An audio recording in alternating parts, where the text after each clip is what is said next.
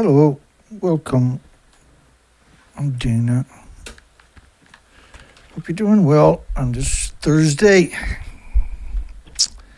the 9th of July. Yeah, the 9th of July. I'm in Canada. You can call into these live shows. The nuclear industry won't. Maybe you should. 709-740-4076. You can call in from the United States, from New Mexico. You can text me and we can read your message, the good and the bad. We're not afraid to be challenged on any of our assertions. I don't hide from anybody. Though I probably should. The way they're after me lately. So more idiotic news from the nuclear industry. Another big scam. That's what nuclear does. The poll tonight kind of tells the story, doesn't it? Is the nuclear industry using slow robotic milestones and getting a gram in 7 years? Let's call it what it is. It's hoodwinking. I will be polite though. Smoke and mirrors to hide, to clean up failures. Failures? I know what you're saying. Dana! What's wrong with you, man? Japan rolled out a 4.6-ton robotic arm. Somebody sent me that. I don't know who it was. They texted to me yesterday. Like, crap, more of this stuff. And here we are, we're doing a whole show on a single story. That's just the way it plays out. So they got listed a gram in his lifetime. They're hard cases, eh? So right alongside of it was reactor 4. They could have got a gram there, couldn't they? They didn't have to build a non-sophisticated robot. Here's the robot, by the way. That's what you want to call it. We call it stupid, but it's robot. Your toaster is a fucking robot. Probably going to get a little bit cranky up here tonight. I'm getting tired of the nuclear industry wrecking everybody's future. Should it be illegal to poison you? Was our poll last night, because it's not illegal to poison you with radiation. So this is not at reactor number 2. This is the contraption, I guess is the better word for it. They spent $44 million, not on the platforms or anything like that, but just on the robotic, I say that with contempt, robotic arm. And at the end of that arm, there's a fishing rod. That's what this is, a big fishing rod. And the fishing rod drops down a line. At the end of the line is this contraption here. And what you see there is basically a grain of rice. And that's what I picked up, was a grain of rice. Now, if they covered it, smothered it in they just stuck duct tape everywhere and they had duct tape hanging off it and dropped it down, they would have brought up more than a gram, I bet you. I'm just saying, I know I'm not an engineer or a genius like these guys, but if they took a cannonball and just swung it out there and dragged it back and the cannonball was covered in duct tape, do you think they would have pulled up a lot more than they have for $44 million? They didn't need to. They could have got whatever they wanted at a reactor 4. All the reactors are the same. So, like, this is media telling you they're 150 feet above that stump. It's chaos. So, I want to go back over it. So here's the picture. This is reactor 2. What do you notice about this picture? Who's sharp out there? Who's quick? Who's the quick ones out there? So this is butted up against reactor 2. Let me get a picture of reactor 2 and the building that they're in. You'll like this. This is fun. It'll give you time. I'm going to go look for that, and it'll give you time to think about what's wrong with this equation here. There's something really wrong with this picture. I'll give you a hint. They're at a nuclear meltdown. And that's the whatever you want to call it. We'll get to it. What am I looking for?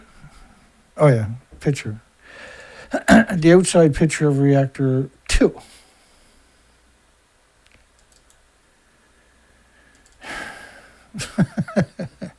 Don't mind me, I grunt. Just because I'm grunting. This was the original.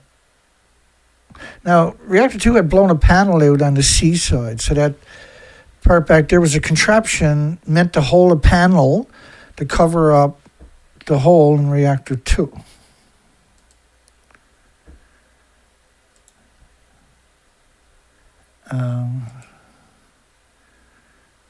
I'm not going to give up.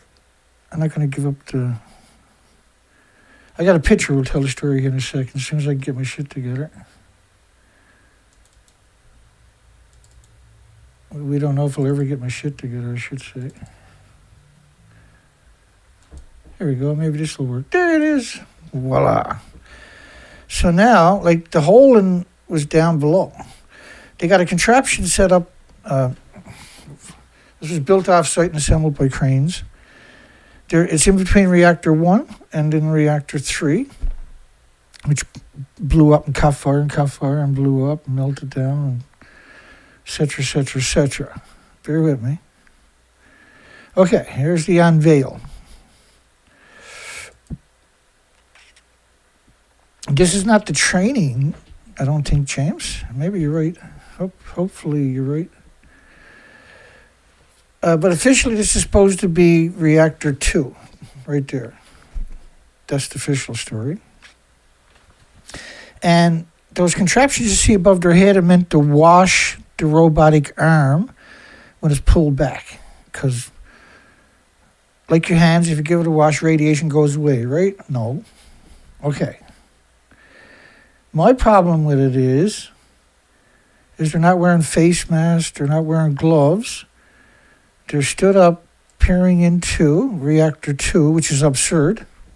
Gamma shine coming out of that creature. There was 9 reactor cores melted down. Now, maybe I'm wrong. Maybe, like you say, this is just a training, off-site training. But we've never seen this picture before. And if you look at the contraptions above their heads, they're connected by hoses and they're sprinklers. They're meant to wash down. So I don't think they would have went through that kind of trouble for a trainer. I think they're trying to portray themselves as actually at the reactor, because look at the building.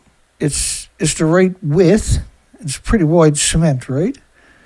Those panels were, really thick. They were meant to blow out too, right? Pressure panels, hydrogen pressure panels. They released the hydrogen, but and then you can look at the building. You can kind of see it's not like they got a stage prop, like a wall, and then they're trying to thread it through the wall. This is an actual building they're reaching into that has the right proportions of reactor 2.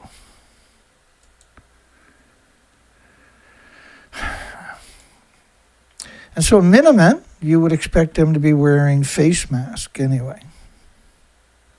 Because they're all dirty, nasty people anyway. They should be wearing face masks regardless. So in its lifetime, I think the numbers are coming up here later. So James Lucid, you see him with the yellow thumbnail in the comment section. I posted a song last year mocking the fact that they only got less than a gram out of it. We're going to play that. It's only 2 minutes long. It's an incredibly good song.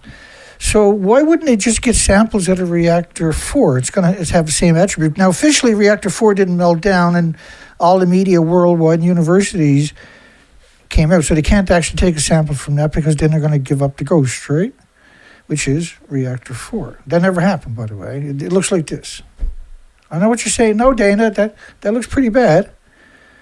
Yeah, but the nuclear industry is never wrong. If they lie to you, you have to accept it. That's a lie. There's nothing you can do about it. That's the official story. This is reactor 4. So the gram is quite incredible. So we're going to play this song. I'll be right back. This is a mocking song. This is an incredible song, by the way. It's absolutely stunning. And he's mocking the less than a gram for $44 million. This is absurd. The idea is to invoke into the complacent people and this awe and wonder of nuclear scientists. And they worked so hard, they spent all that money, they built this big robot, and all they got was a gram. It must be so dangerous. And they're right. The only problem is nuclear industry is actually insane to do what they're doing. The laws.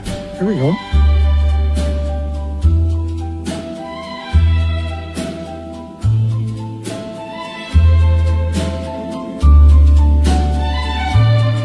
Right beside old Unit 3 sits a shell-marked waste you see. Tanks of resin stacked with care, holding what the pumps caught there. TEPCO field 2 plans to show. One says yes, the other no. Each awaits a coming call. Neither clears the path at all.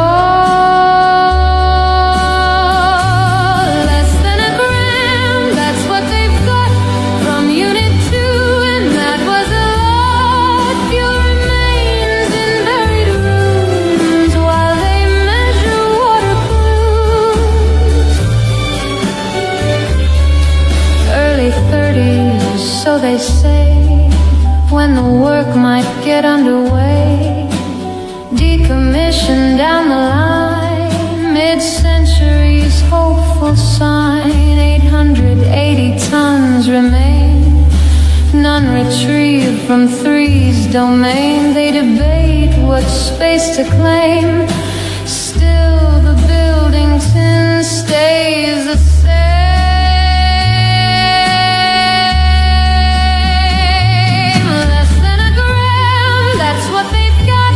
From Unit 2, a careful shot, not from 3, not from 4. Still they work around the door, less than a gram. Still asking for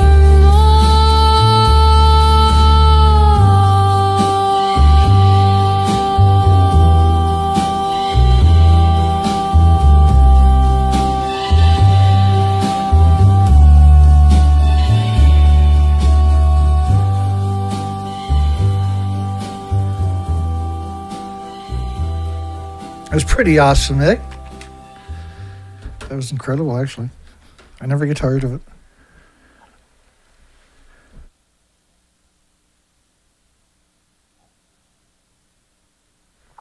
I was doing good most of the day. Like 4 hours ago. And back to... It's hard to keep my breath sometimes. So the 4.6-ton robotic arm to reach the 880 tons of melted fuel inside of Fukushima. So they're talking about reactor 1, 2, and 3 when they make that type of connotation. And it folds accordion-style through a 22-inch hole. Now the problem with the reactor is was 3,400 assemblies in each building, which is around 6 million pounds. Each assembly is around 1,800 pounds. It's 100 fuel rods. It's decades of reactor cores because you don't have a repository to store it at the top of each of the buildings. Now, Japan's narrative is nothing got out. Nothing. There's the proof right here. Look. Nothing got out. And this is just some of the media. All the universities supported that narrative. There was no dissenting voices. So my question is, how can they be 150 feet above the building to your left? How does that work? Where's the engineering, architects and engineer groups coming out saying this is not possible? Why isn't that happening? There's no dissenting voices from a single university, from a single academic.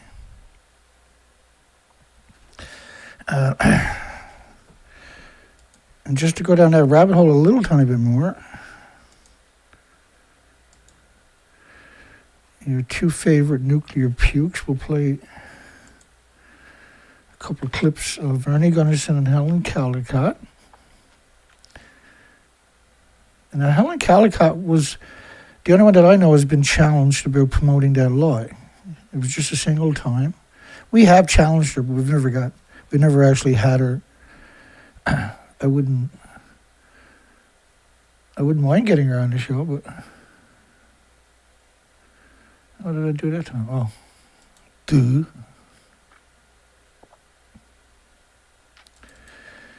It's all good. Just bear with me.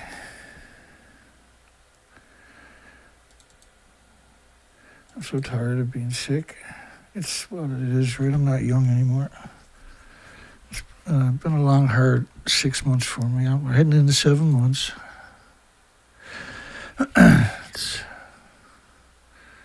As long as I can do something, I'm happy.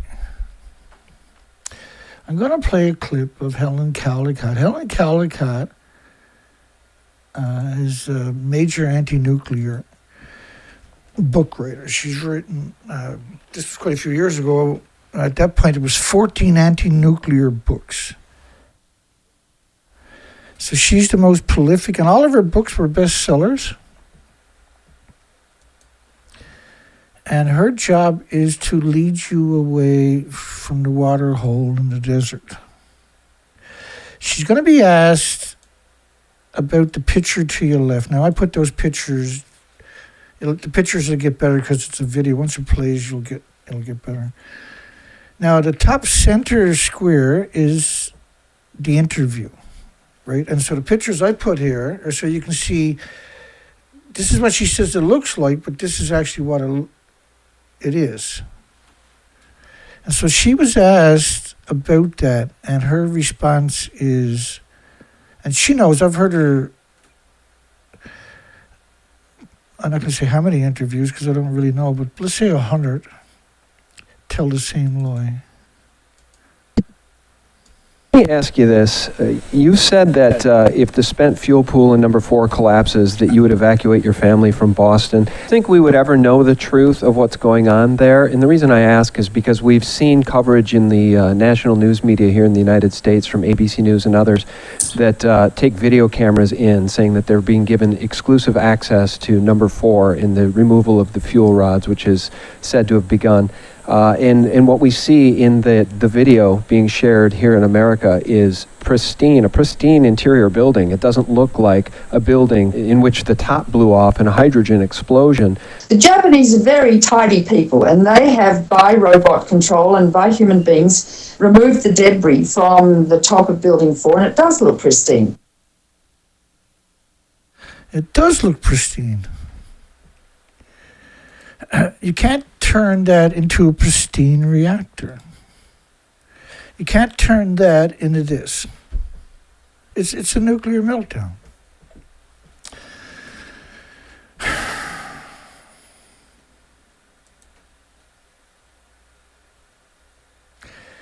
Okay, let's play one of Ernie Gunnarsson. So Helen Caldicott cannot be trusted. Like YouTube, you can't be trusted. I got 10 people and 10 thumbs up and 8 votes. And arguably, not one, but the most important story in history, period, bar nothing. Where's crazy Ernie Gunnarsson? There's all kinds of clips, but...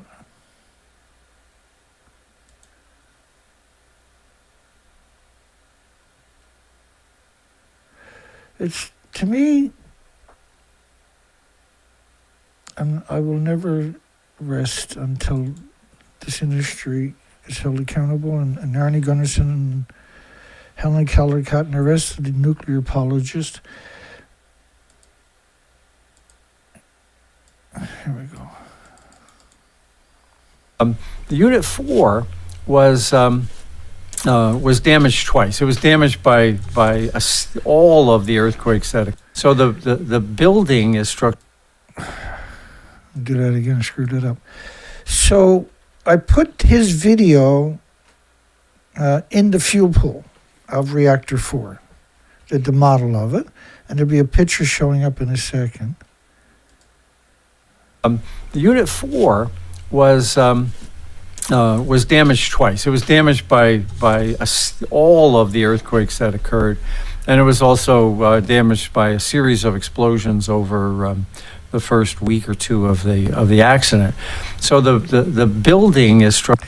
You can't call it an accident, it's nuclear meltdowns. Nuclear meltdowns are different than accidents. Arnie made the racks for the fuel assemblies for 70 identical reactors in the United States. So he knows where the fuel pools are. Because he made the racks that holds the reactor cores, the used reactor cores in the fuel pool. Of the accident. So the building is structurally weakened. Does that look structurally weakened to you? This is a 19-story building. Now, Tokyo Electric's acknowledged that. They went in. How are you going to go in a building that is 9 reactor cores have exploded in? How does that work? In May and Now, this is when he's talking about in 2012, 2013, late 2012, 2013, this is the stump. It's a stump of a 19-story building, 190-foot, 65-meter building. He's going to say they went in and put support under the fuel pool, which is going to be 150 feet above the stump.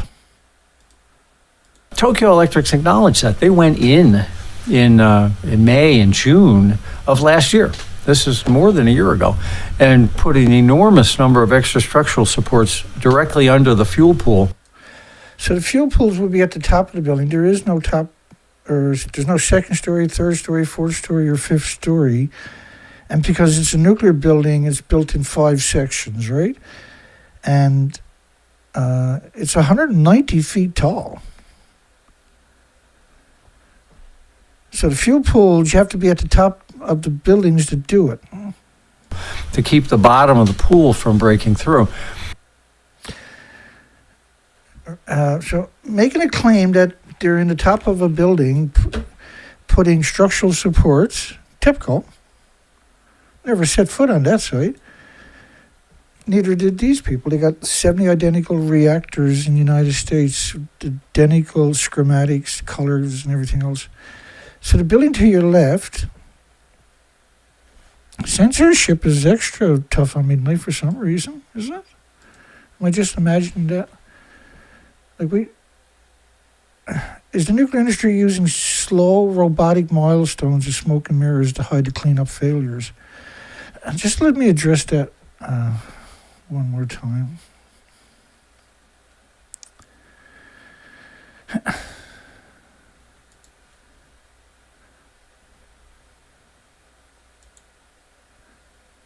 I'm burnt out. I had a rough day.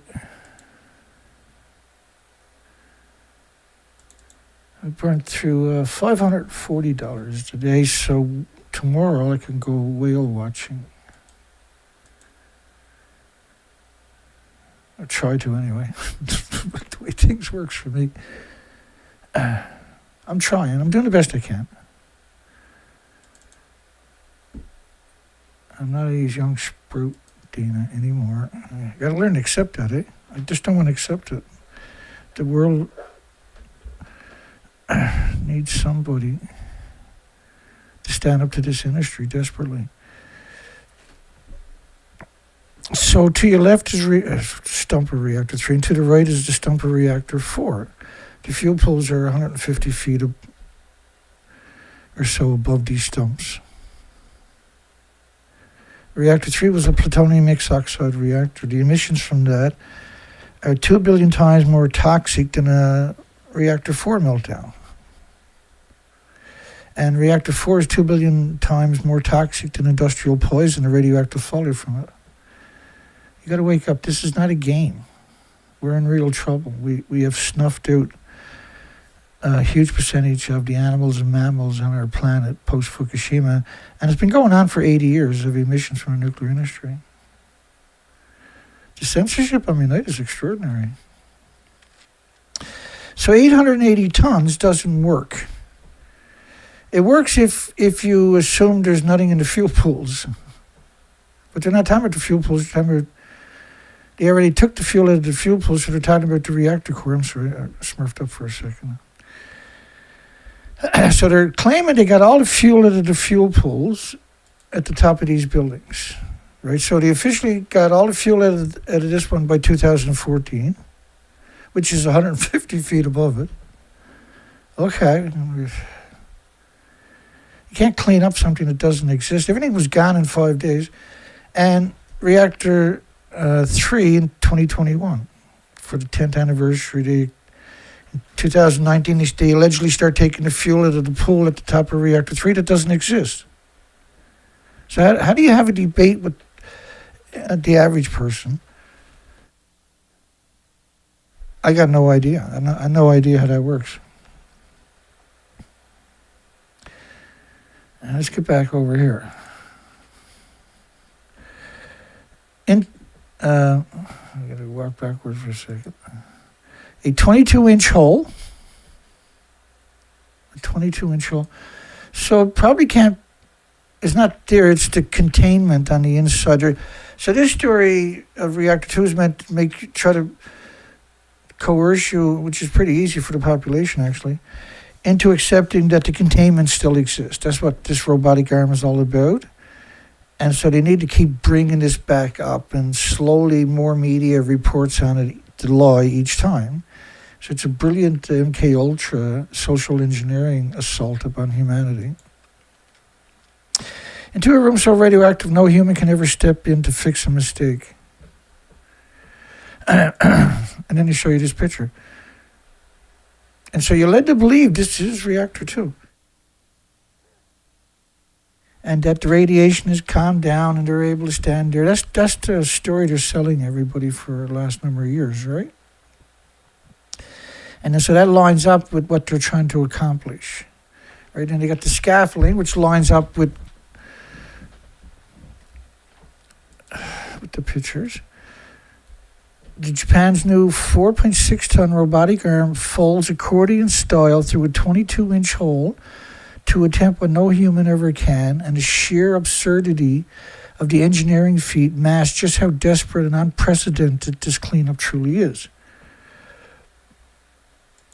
Everything was gone.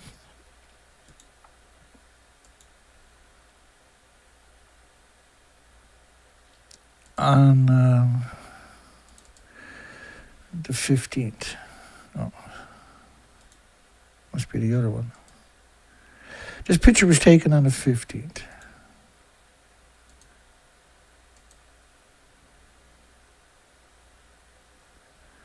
I don't have that right there. Clearly, I'm an idiot. Yeah, I don't look at it. So this picture was taken on the 15th and released worldwide on the 15th. And there wasn't an architect, or there wasn't a nuclear academic on the planet that didn't know all these reactors, and at the running reactors, top of the buildings are 2 fuel pools, and each fuel pool is decades of reactor cores. And so you're looking at somewhere between 8 and 15 reactor cores at the top of each of the buildings. These are 30-plus-year-old buildings at this point when it happened, which lines up with that type of number. Let's go on low ball it, let's say 9.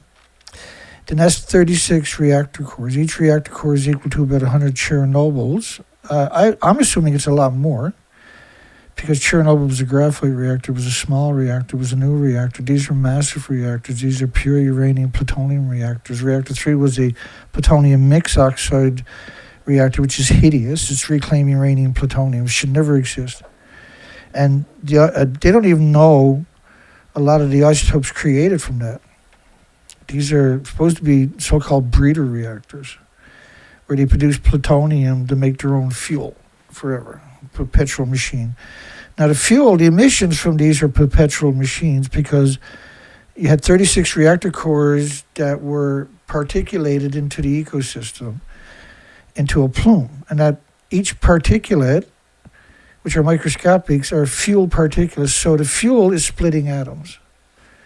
So each particulate is splitting plutonium, uranium, americium, neptunium, strontium, curium isotopes.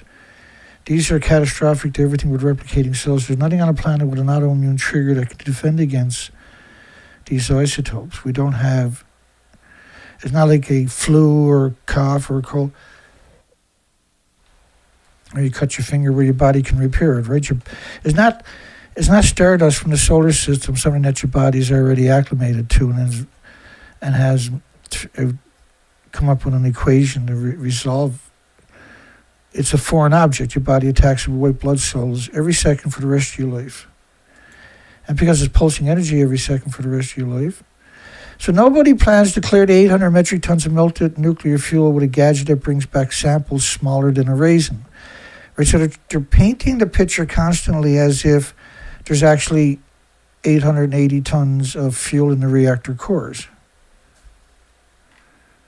Which the reactor cores at the top of the buildings. Do you see tops to these buildings? And so these two particular buildings, Reactor 3 and Reactor 4, you don't need to know anything about nuclear to know that those buildings don't exist. Right, they're a fiction.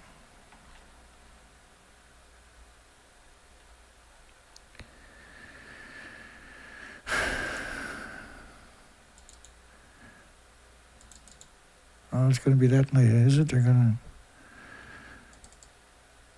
It's frozen up on me. That can't be happening. Again?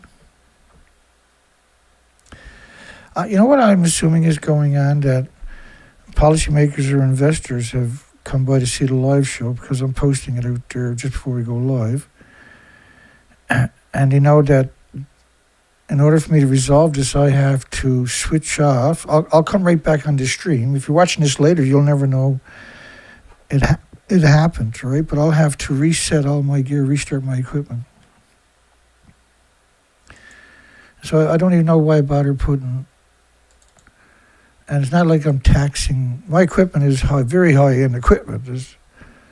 I could have bought a second-hand Lamborghini for the amount of money we burnt in the studio. But we've done it so we can actually continue to pound the industry with any kind of documentation from any direction. Yeah, everything is frozen. And that's bad because I was recording, right? I rather record my own and convert it and re-upload it than take Google's version, which is always suspect. Okay, I'm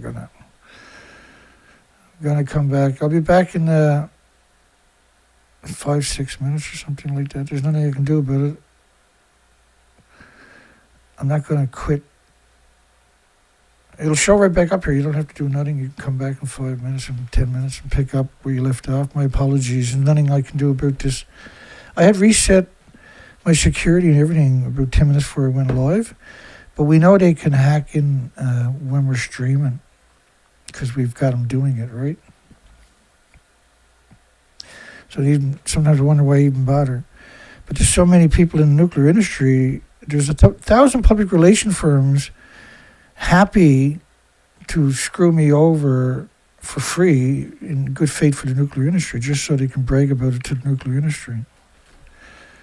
Listen, I'm not the bad person for having a conversation. Okay, I'm going to restart the gear. I'll be back in about 6 minutes, 7 minutes or something like that. I'll put updates in the chat room as we're getting close. In case it's time to go make yourself a cup of tea. That's what I'm going to do. I'll be back.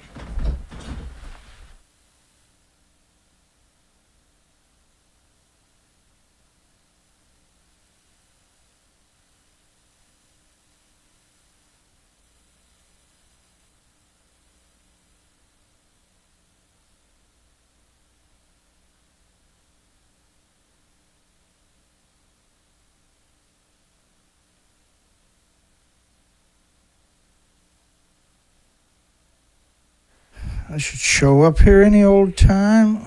Any old time. I'll just keep an eye on the chat room. Maybe they'll see it before I see it. It's 30 seconds. I should be sitting there right now. Hello, everybody.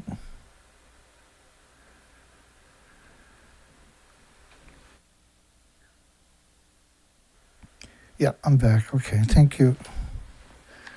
Thank you, Tinker.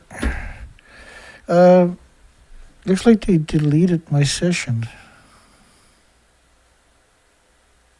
And a whole lot more.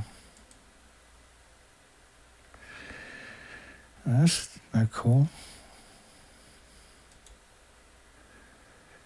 It's a good thing I got backups. Let's bring it back in. I'm going to have to reload. They wiped out everything? Jeez. Vicious thugs, eh? That's still not going to stop me. We've seen that before. The same patterns of there's a lot of censorship in a week, and then all of a sudden they whacked me. Okay, just bear with me. We'll bring in.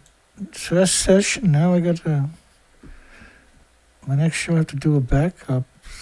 My backup sessions, so that we can get. Because I mean, you know, I had like 2 months of dead whales there to cover yet in that session, right? So like, what are you gonna do? Really, what are you gonna do though? How do you stop them from being scumbags?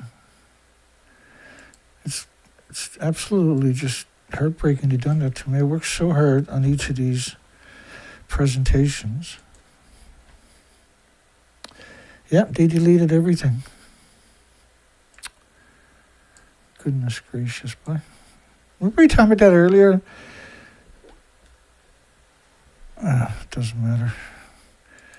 Just do a quick recap for anybody that... Japan just rolled out a 4.6-ton robotic arm. And to the best of my knowledge, this is reactor 2. This is not a mock-up. You're not going to use a great big wall like that for the mock-up. We actually seen the mock-up. Let me dig that up for you. This is not the mock-up, right?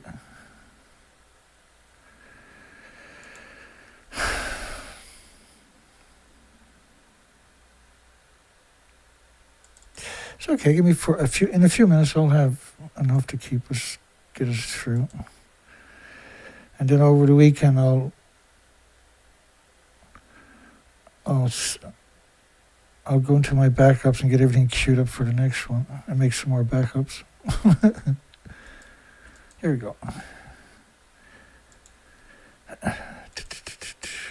So we know what the mock-up actually looks like. So it's a good thing they kicked me off my computer because I forgot to articulate that. This is the mock-up right there. That's the mock-up for reactor 2. This was designed for reactor 2. What do I need? Oh yeah, reactor 2. Just let me bring up a picture of what reactor 2 currently looks like. And when I say currently, there's a whole bunch going on in that equation.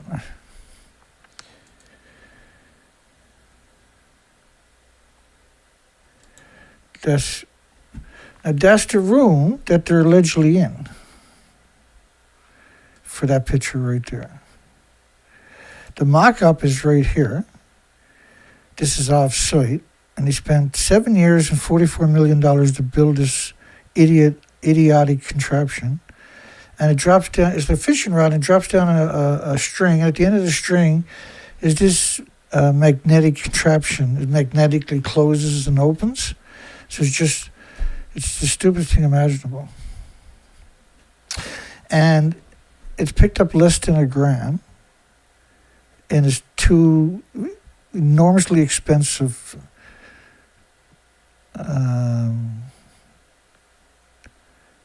distractions. So the idea is get you looking over here. right? Oh, it's reactor 2. And reactor 2 looks pretty good. It's hard to imagine what's really going on because it looks reasonable, right? Oh, it's a building, then. You got to be nuclear to know what's going on, I guess. No. Here's reactor 3 and 4, right alongside of reactor 2. And on the other side is reactor 1, which blew up and caught fire and blew up and blew up and caught fire. Not necessarily in that order, but done a whole lot of that. So they don't need to get samples. They could have get all the samples they ever wanted. In fact, they could have went to Tokyo to get the samples.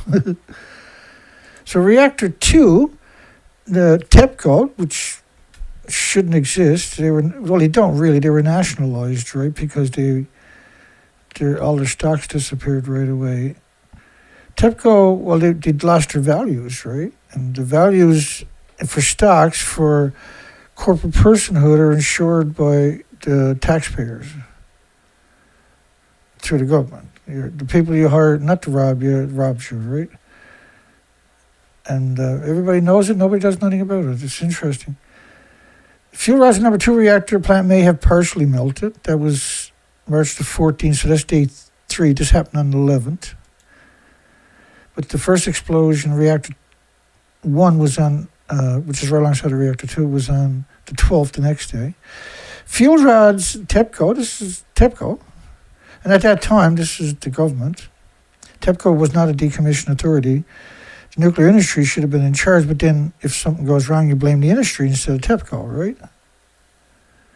Pretty slimy thing to do to humanity and the 8 million species, but they've done it. Fuel rods at Fukushima number 2 reactor were fully exposed. The third explosion feared. That's March the 14th. So so they already had 2 explosions at number 2.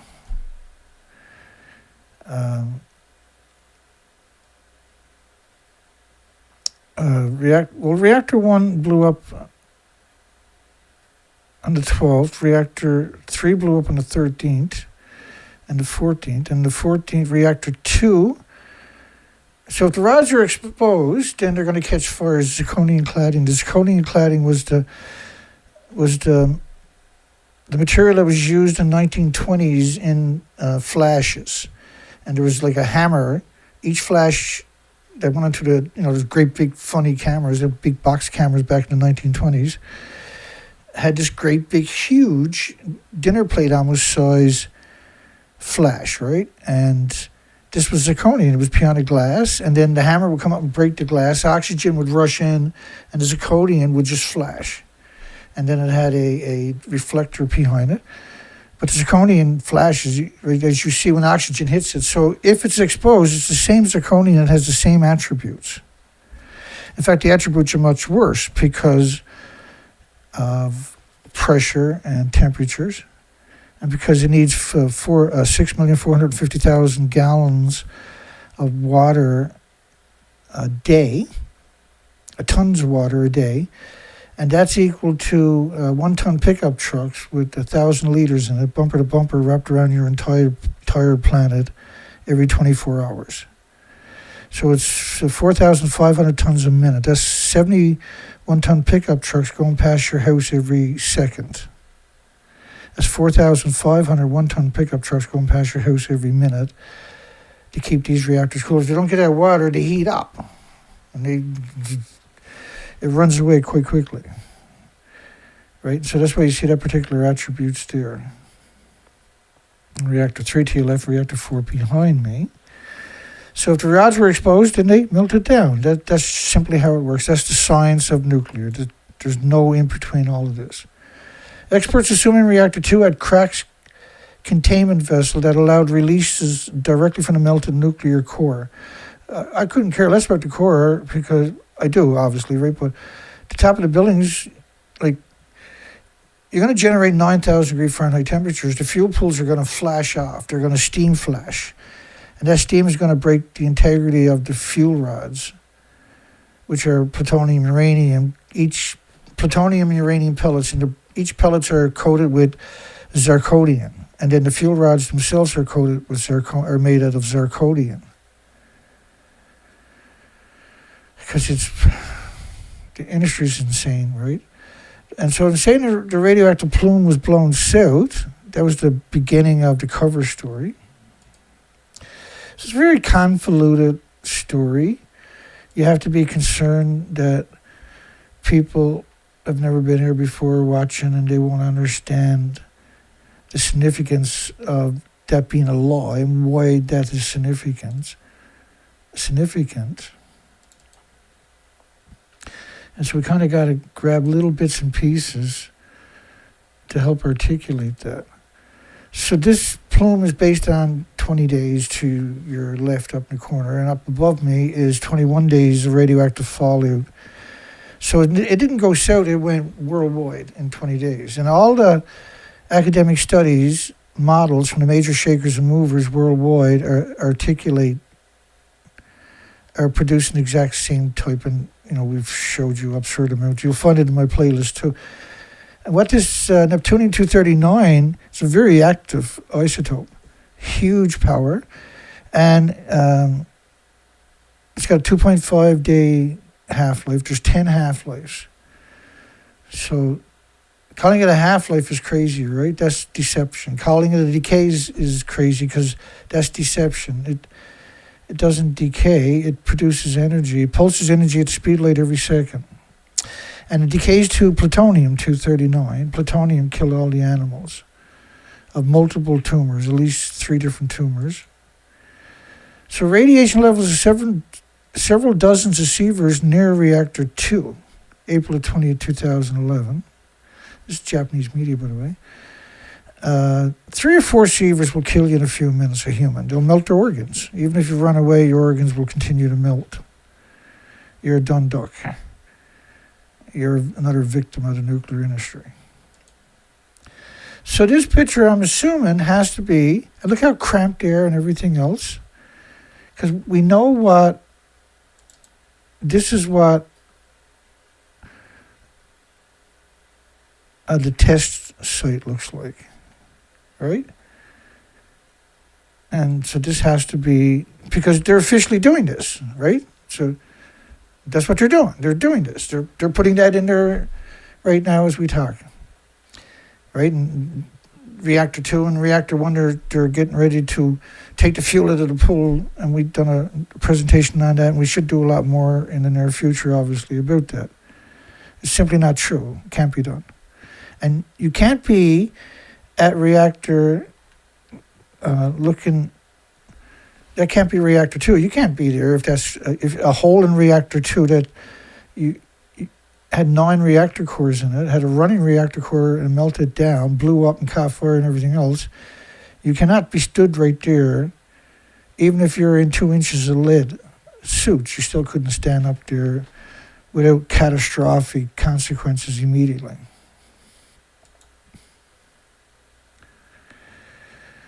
The reactor 2 core melted through the containment vessel. The workers lost a race to save reactor 2. September 27, 2011. This was a Freedom of Information release. So they built this contraption off-site. They reassembled it with these remote control cranes. And the homeless and the destitute and the victims of society and the immigrants who don't speak the language. And they're hoodwinking you.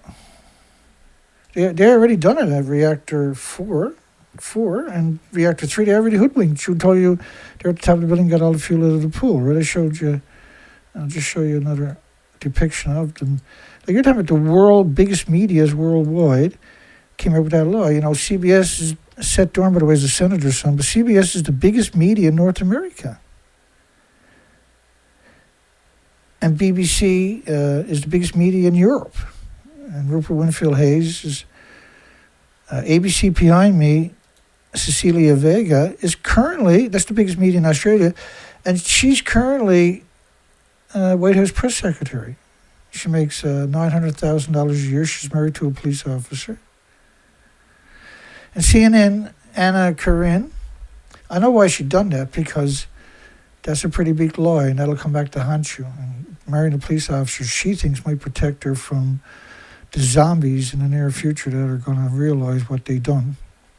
And CNN is worldwide.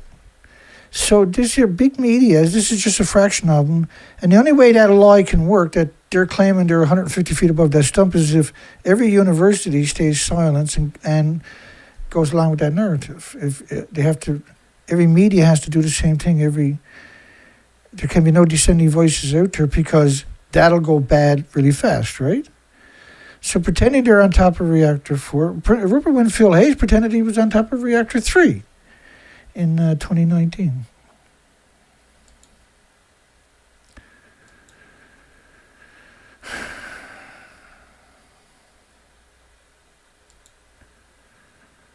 So they're claiming they're at reactor 2, as far as I can tell in that picture.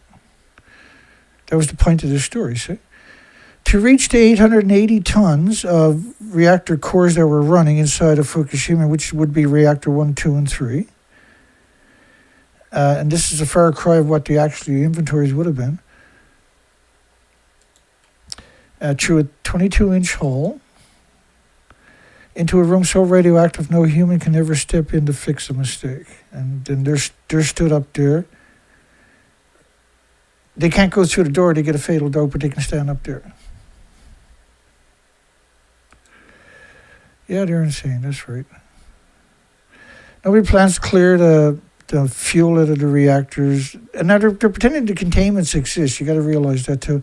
With a gadget that brings back samples smaller than a raisin. 2 trips in 2 years. And its lifetime haul is less than a single gram. Less than a gram. And we played that song at the beginning for you, by the way. The utility stuck with arguably the worst cleanup job in the history, TEPCO. TEPCO is stuck with arguably the worst cleanup job in history. This is not a cleanup job, these are nuclear meltdowns. These are catastrophic emissions that are 2 billion times more toxic than industrial poison on the other side of the planet, wherever it lands. A single atom will invoke an autoimmune trigger that will ultimately lead to heart problems, liver problems, lung problems, respiratory, pituitary, thyroid, adrenaline, Alzheimer's, dementia, autism, diabetes, Down syndrome, Parkinson, schizophrenia. The nerve damage, because you're starving the body with oxygen, right? So you're going to get symptoms that are similar. They couldn't save any reactors. That's right, Richard. The utility is stuck, arguably. Why is TEPCO stuck with it? Why is the nuclear industry and the people who built the reactor stuck with it? Something that poisons your whole planet. Why doesn't it get some precedence?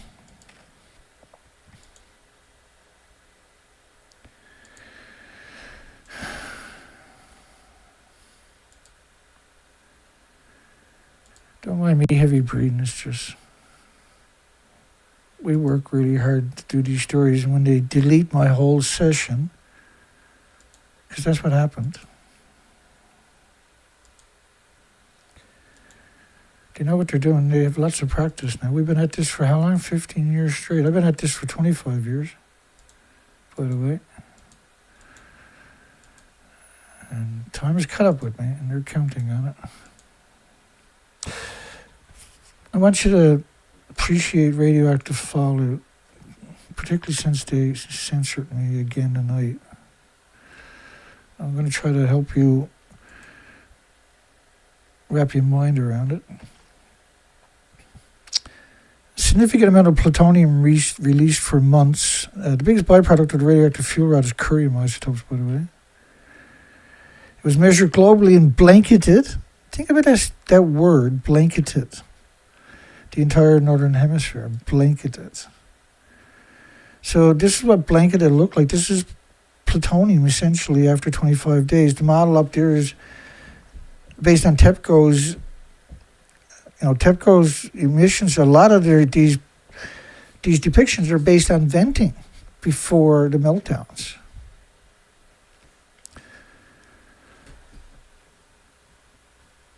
Excuse me.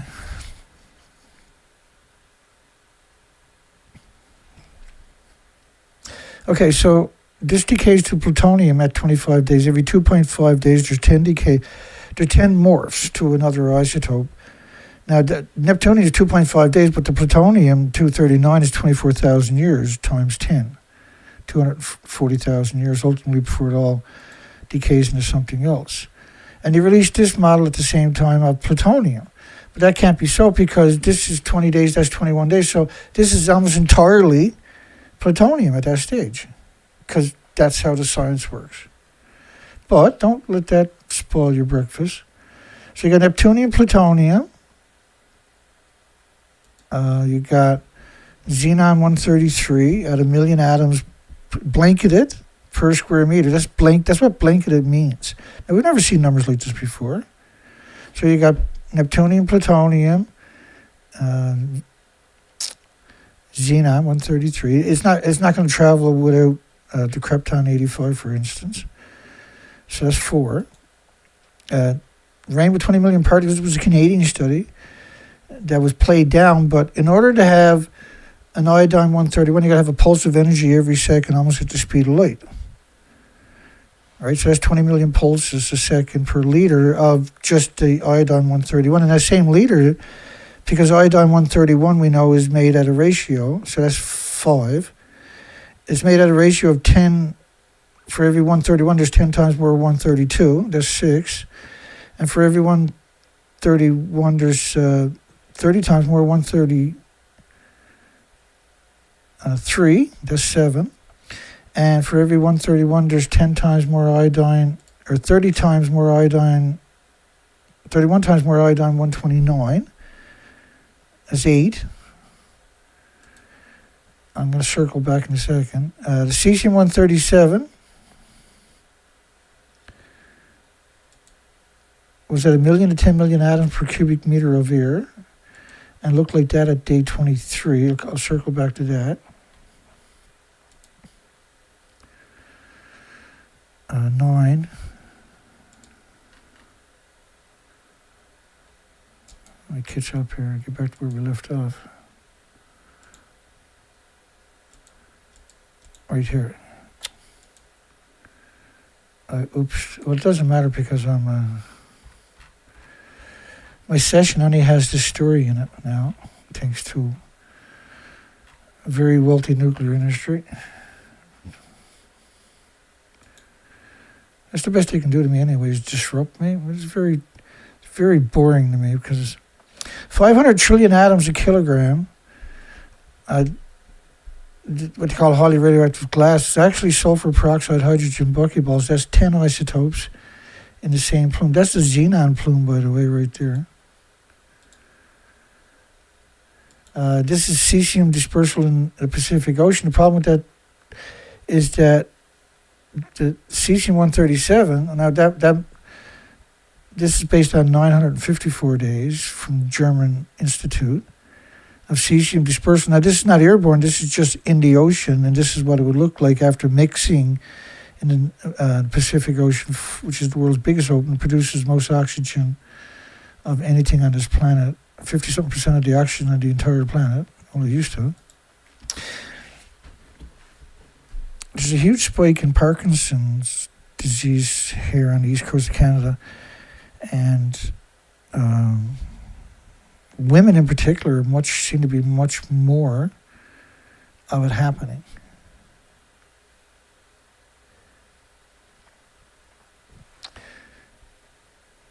Let me keep that. So that's 10 isotopes. Is that 10 I showed you? Yeah, there's another story about the Xenon-133. And this one was about the Xenon-133 too. And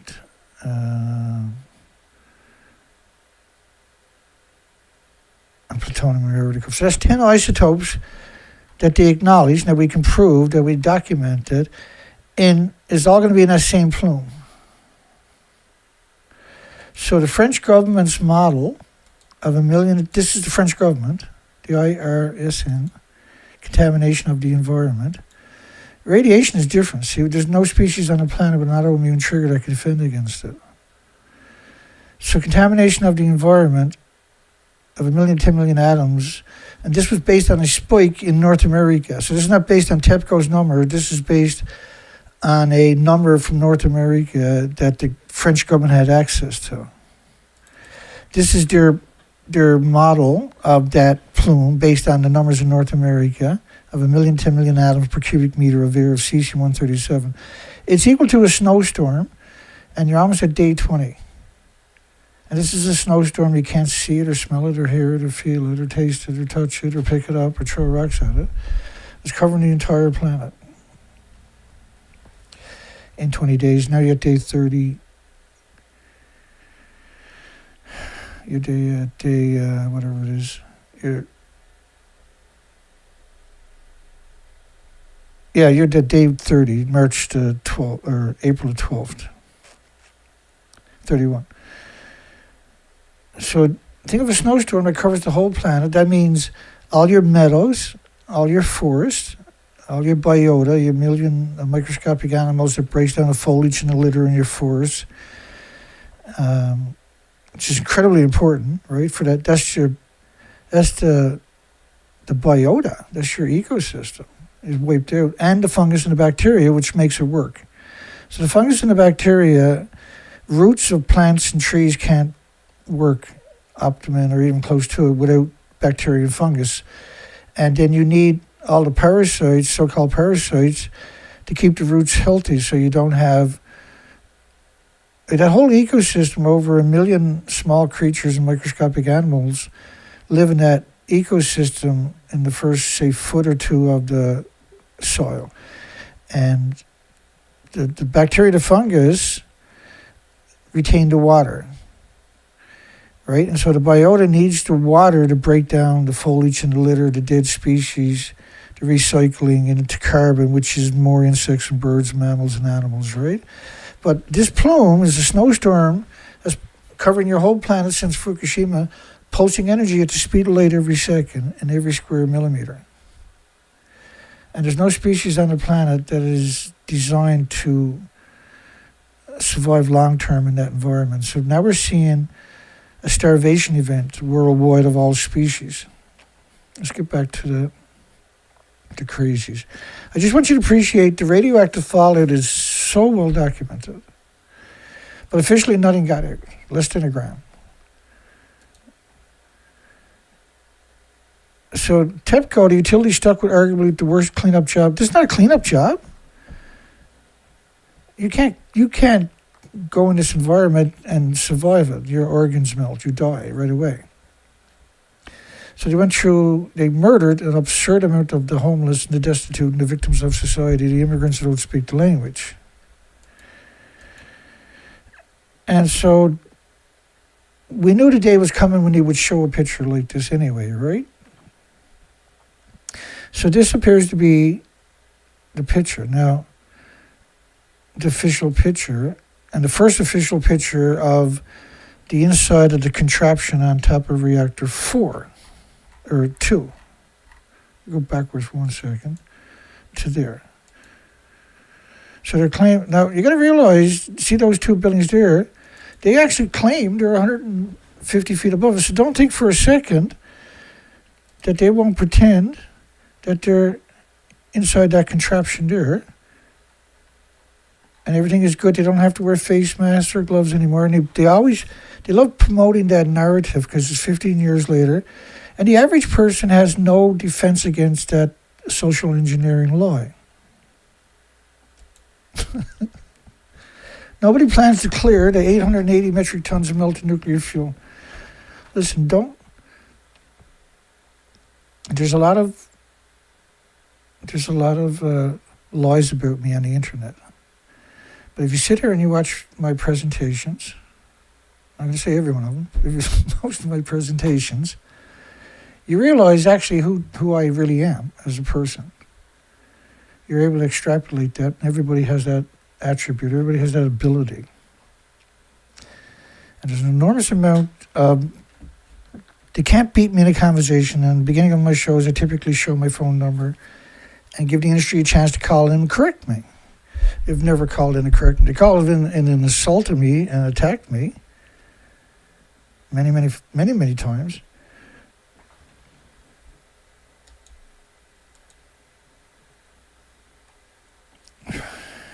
Okay, let's go back down here. I'm determined to get through this story tonight no matter what. That don't mean we'll get through it, but we had a few hiccups along the way.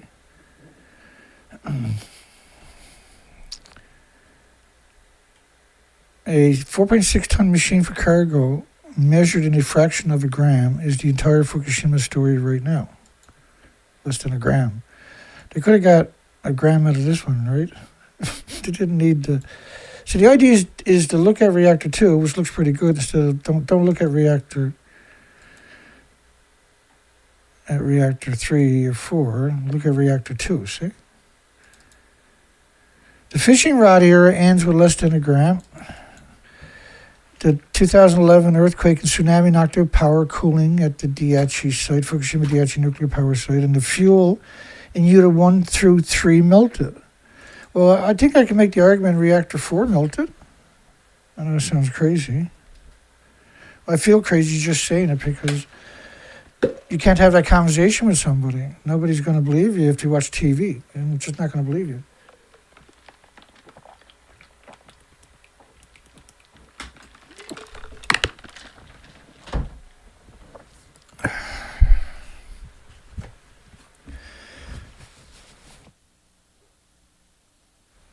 I forgot to turn the volume down for you that time, sorry.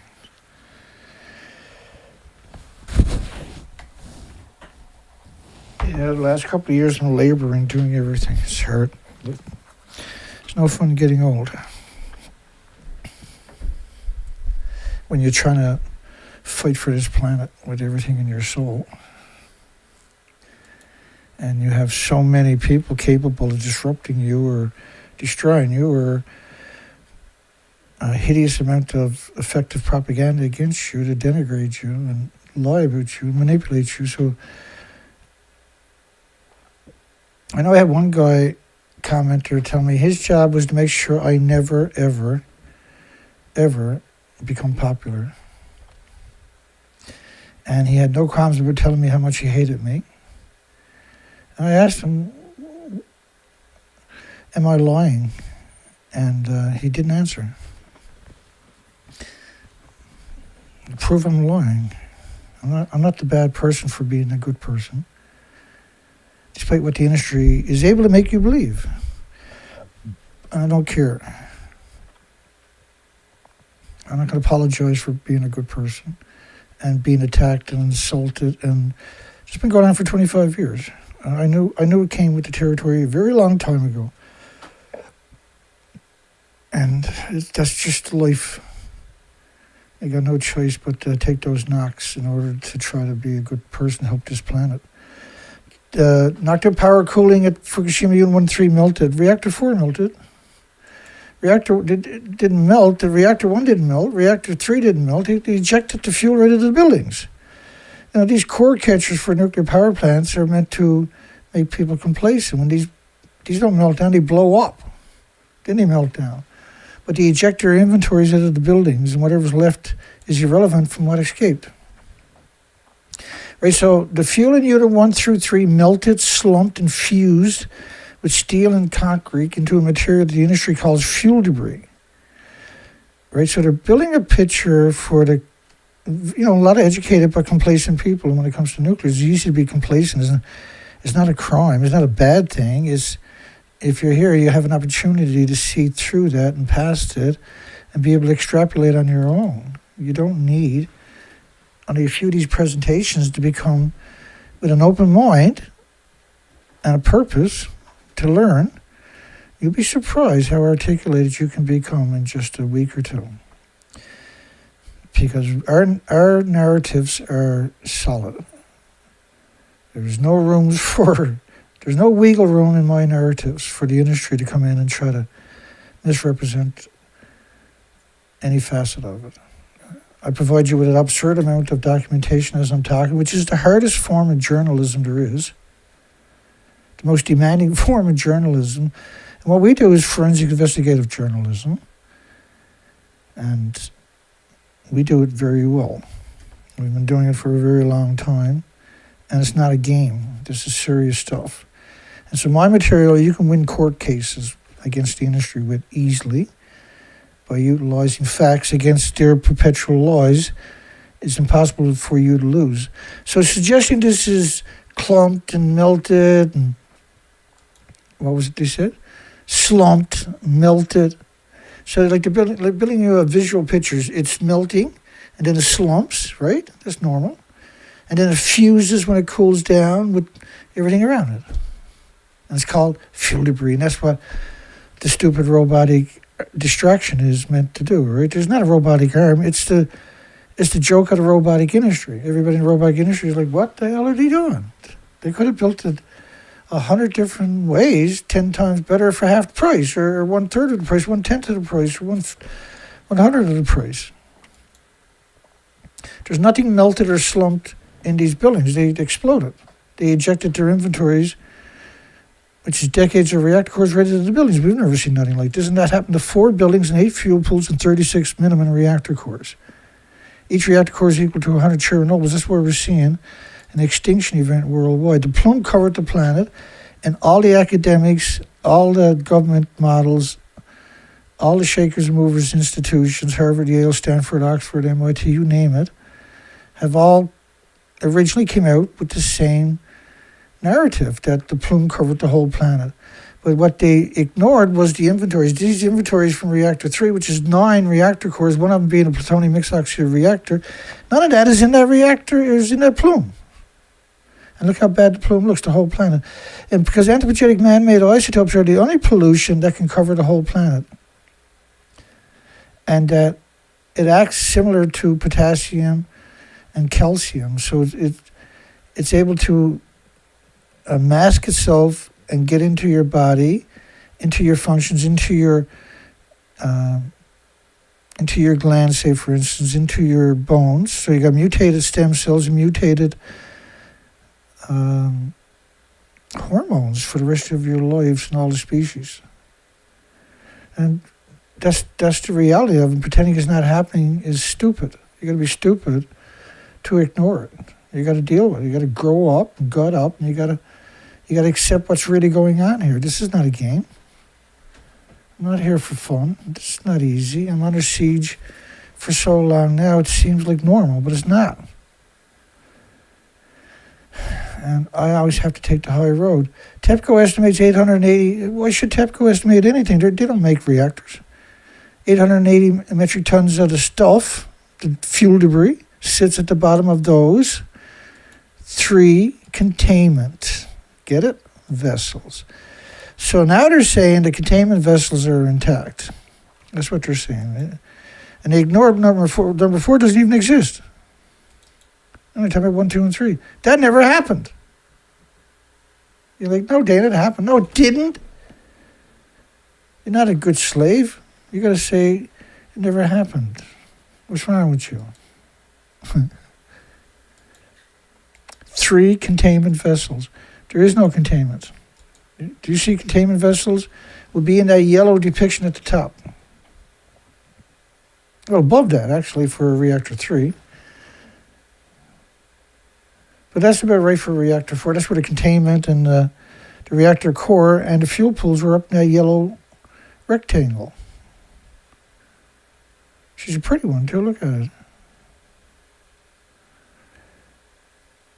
And if you don't believe that,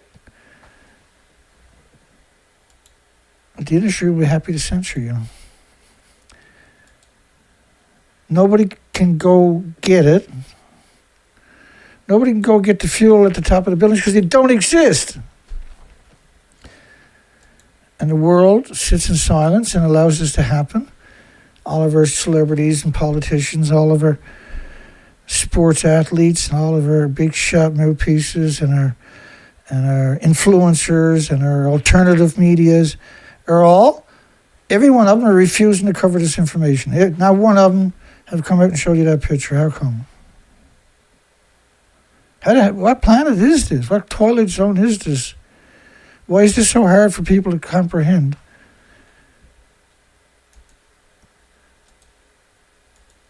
And Greenpeace blocked me for asking them to repost this picture worldwide. Every one of them blocked me on X and Twitter. So don't go looking for them for help or or information, they're going to cut your throat. Radiation inside the vessels that don't exist, that there's no vessels at the top of the buildings.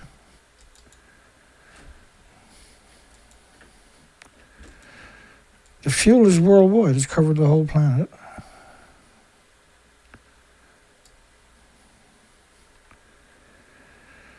How can you have anything at the top of a building when it ejected it out of the buildings? And particularly reactor 3 and 4, reactor 4 where they actually claimed they're at the top of a building. How did we look past that? How did we not put that into the equation? Why is that so difficult for celebrities and alternative media and influencers and everybody? Why is this picture not circulating? I made it over 13 years ago. I got him now, I said. And I'm 13 years down the road, 5 days a week. He just... Presentations.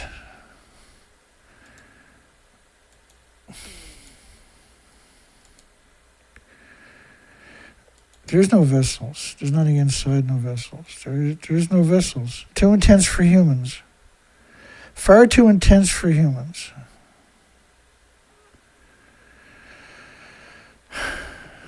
Well, there's nobody in the nuclear industry that can claim they're a human.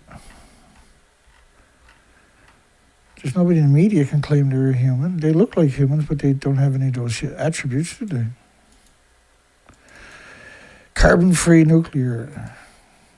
Here's Hinkley Point. How much carbon do you think it takes to run all those cranes, for instance, and make all that cement and steel? And everything you see on those sites is triply inspected. It's the best of the best. So it's the most resource-intensive material ever created. And this isn't the whole site, but half the site. And these are massive, this is massive infrastructure. It's the stupidest thing imaginable. It started off at $7 billion, now it's up around $50 billion. Oh no, we can do it for around $7 billion. Plus 42, 43 billion.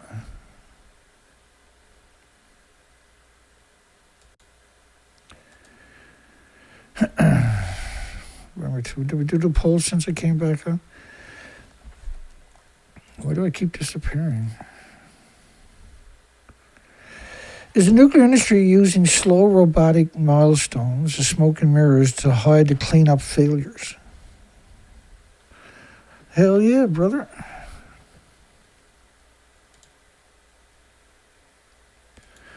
It's just too fast, and I gotta slow that down. Let me do that again. That's a bit better. All right. Let's keep it rolling here now, Dana. Stop. The first machine to bring anything back was Telesco, which is the robot. So the first machine. A fishing rod is not a machine. I know that sounds crazy, but it's not. A fishing rod is not a machine. And a fishing rod that doesn't work is definitely not a machine. I showed you the radioactive follower. You could have got bigger samples in North America than this idiotic robot, this moron robot allegedly got. It didn't get nothing. Its intention is to look at this instead of looking at this, for instance. Let me get back down here. We'll get through the story. I'm not going to stop till we do it. So it could be a long night. Well, you know, there already is a long night. Good. So this is the sophisticated robot, the demo spot. And this is the same robot going into reactor 2. And it's so good. I'm telling you, the last number of years, you don't have to wear face masks. You don't got to wear paper suits anymore. As if a paper suit can protect you. And look at these people. They're like, oh, they got their paper. Yeah, the giggling pin goes into the laughing shaft. And, they drop down and blindly grabs and they reel it back up and they drag it back out. Now, the problem is, in real life, if you drag that back out, now they got water up there and they're saying this is why they can reuse it over and over. It's because they wash it. That's going to get rid of radiation. It doesn't work that way. Right? That material that's going in there, when it comes out there, if you stand right, like say that's already gone in, which it has twice before, and now it's pulled back out here, you can't get in that same room. That's so toxic. And you can't open a portal, I said that was for a bit of fun, into a non-reactor core meltdown building that we know, we documented, we can prove, burned constantly for days. So that cooked off a huge amount of the inventories. And look on the roof of this building, it's still full of debris from the radioactive fallout. This, let me show you what I mean by this story. There's another way to explain it.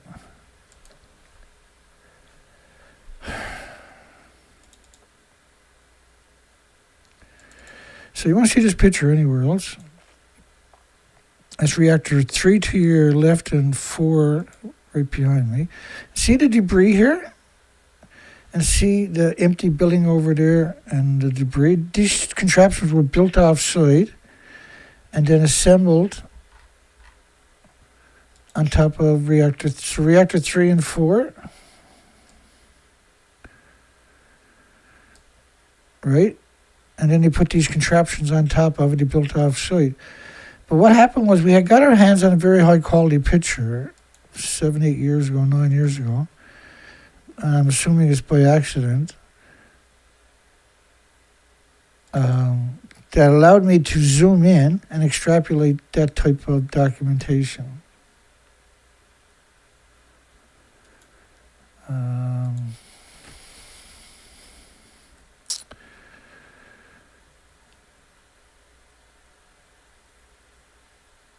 The story's crazy, right? Well, that's not the picture I wanted. Let's take it anyway. Let me get another picture to help tell that story just a bit better.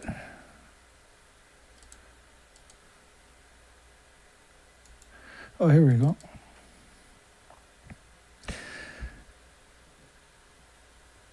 So this is another angle of reactor 4 and reactor 3. See the debris on the supporting infrastructure down below, and then the big circle up there is the turbine buildings on the seaside. It's still covered in radioactive fuel contaminated material. So this contraption up here is just a bunch of panels on top of an empty tubes, which is meant to mimic the interior look of the buildings. Like you can't get on top of a nuclear meltdown, no matter how much infrastructure you put up there is shielding. It's a nuclear meltdown. Unless you're in a ball of lead, even then.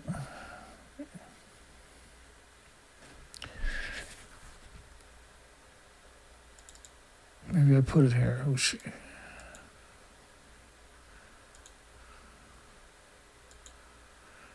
I created a picture just to tell this story, and now I can't find it. Great googly moogly.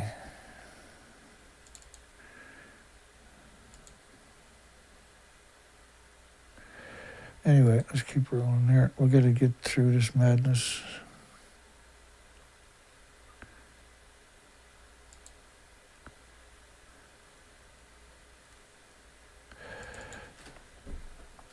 So this was a pictures. There was 736 mystery pictures. You'll find it in my playlist.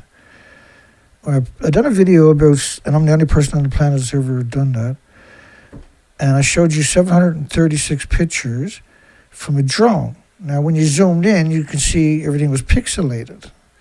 Reactor 1, 2, 3, and 4 outlined for you. And across from reactor 4 and 3 is the common spin fuel pool, which had estimated around 11 million pounds. And behind it Now, it was on the same street, right, as the reactors, because they have to transfer eventually some of the fuel from the old fuel from the top of the buildings into the common spent fuel pool to make room for new fuel, because you don't have a repository anywhere on the planet, let alone in Japan.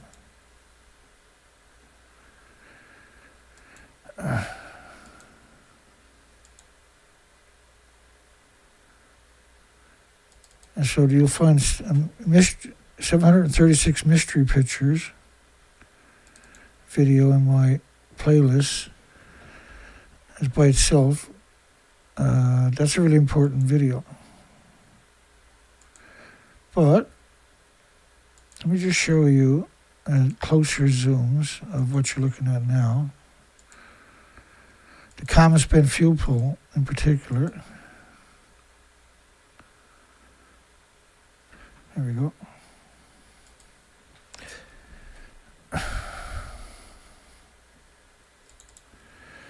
So reactor 4 was left off a stump. Reactor 3 was left off the stump. But up there, across the street, is the common spent fuel pool. That's not as tall as the reactors. That's the common spent fuel pool. So why is that pixelated out? Now, these pictures were released by TEPCO. They're up on TEPCO's website. If you go look at that presentation on the 736 pictures that I tried to break down, and it's not the first time we've done it, but that's a really good video. That's you get better at this over the years, obviously, right? Because so that's the common spent fuel pool right there. Why is it pixelated out?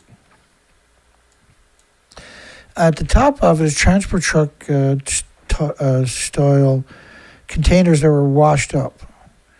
The tsunami ran right through that right there, and on the other side of it, and everything piled up. And behind those is a wall. Everything is now cement, but you can see it better up there, right? So why is common spent fuel pool? Now, there was no explanations with the pictures. They were released on the 10th year in January. And I seen them on a Chinese site about Fukushima, and I translated, and it didn't really make a lot of sense anyway. I was scrolling down, I seen all these links to TEPCO. And I was like, okay. So I clicked on it and it opened a PDF file and downloaded a bunch of pictures. And ultimately there was, from TEPCO's website, 736 pictures, I believe, is that's the number I'm using. I'm pretty sure that's the original number. So we assume that's all gone too. And what that means is you got 4 reactors in a row melted down and a common spent fuel pool across the street. Now, let me come back here for 1 second. Those drone videos also released something quite disturbing about that site.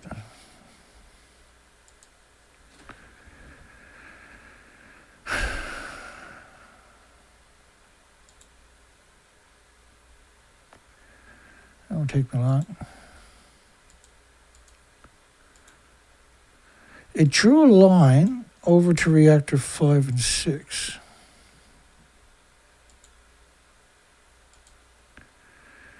Which is quite confusing. So when you originally look at it from the drone, I'm only zoomed in a little bit, but you can start to see reactor 6 up there, the furthest one, is pixelated. And the turbine building in front of it is completely pixelated into gray, right?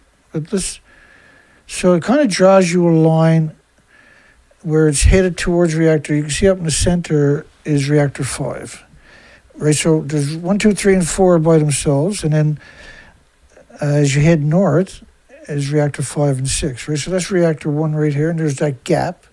Now that building right there is the dry storage facility. That building right down there. You see that tank that's crushed up there, by the way, from the compression of 14.6 pounds per square inch of the ocean? This is the dry storage cast building, and the tsunami went right through it. And so there's no doubt casts of that are gone out to the ocean.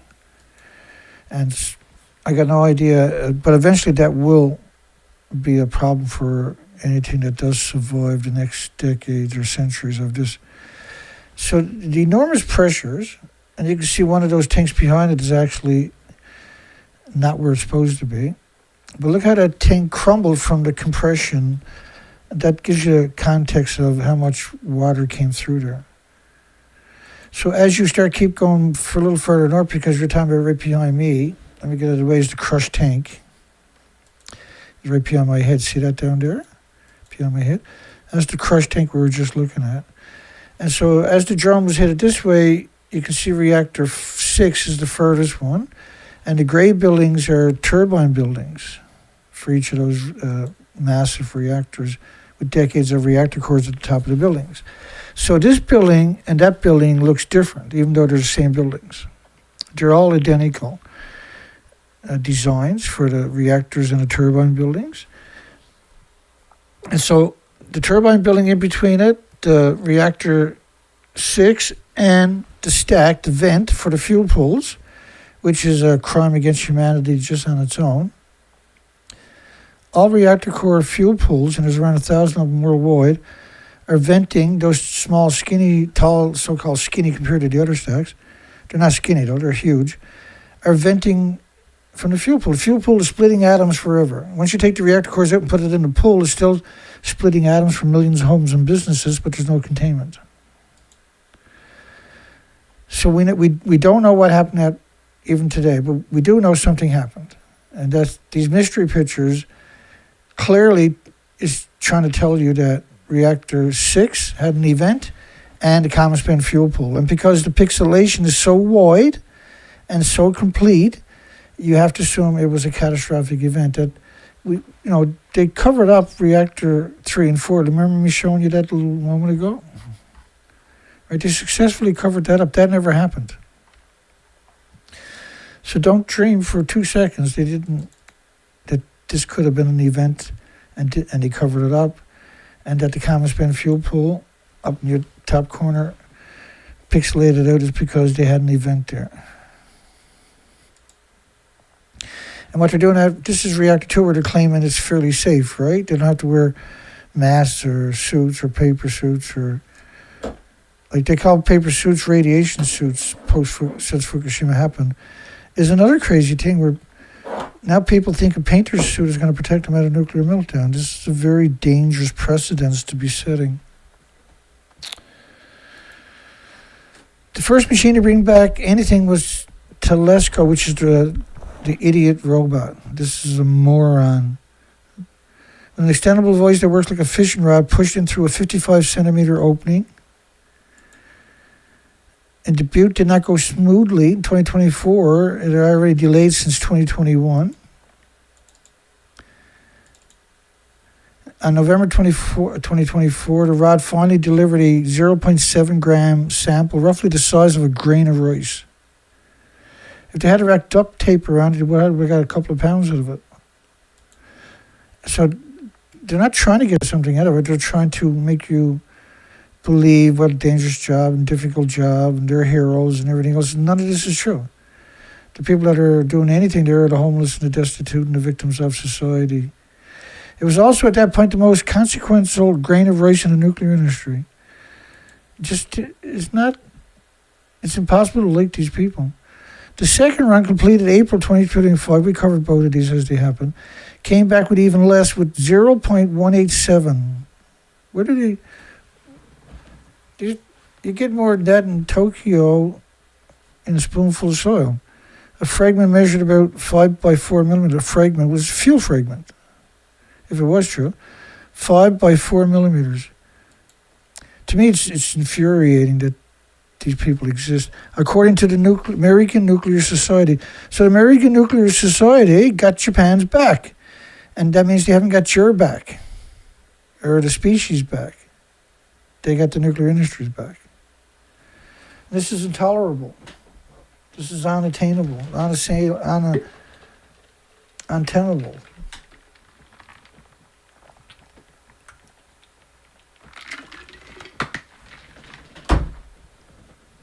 Give me a second here.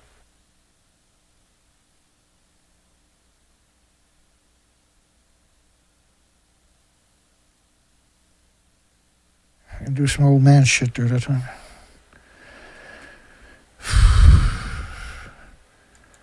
So you got no one out there to turn to in the nuclear industry. Early test picks up signs of euphorium, a fingerprint of the nuclear fuel. Well, the biggest byproduct of radioactive fuel rods is going to be curium isotopes. And they need lead shielding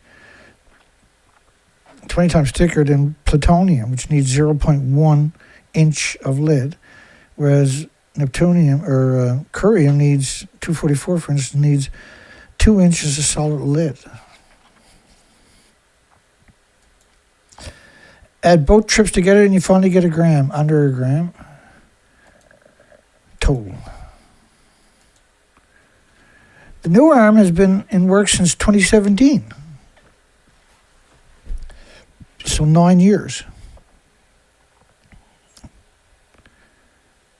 And so what else happened in those 9 years? Why we fixated on something that didn't work for 9 years?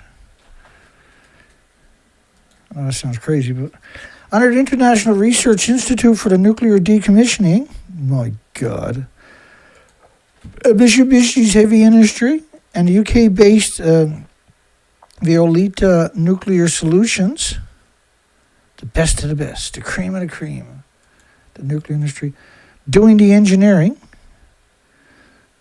It's a good thing that I'm not in a position to litigate these people. IEE Spectrum describes a boom-style design not unlike the robotic arms on the International Space Station, kiddies.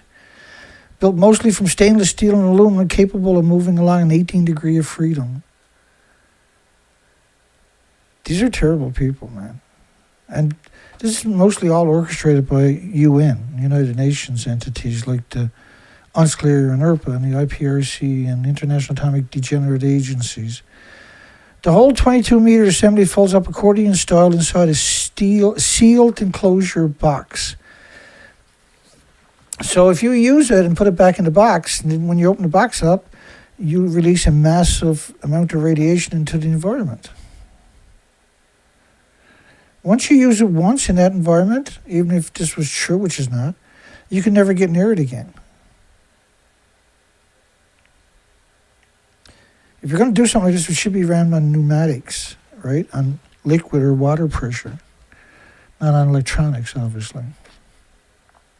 Then threads itself through the same 22-inch, 55 millimeter. At the tip, interchangeable tools do the actual work, including a brush-like device designed to sweep up fragments of melted fuel. It makes me sick just to tell this story. Every sentence is a lie. There's not a single sentence that's not a lie. During a February media demonstration in Araha, the arm picked up sand standing in for debris. Which is, so when you talk about debris, you're talking about the containment. The containments were ejected out of the buildings.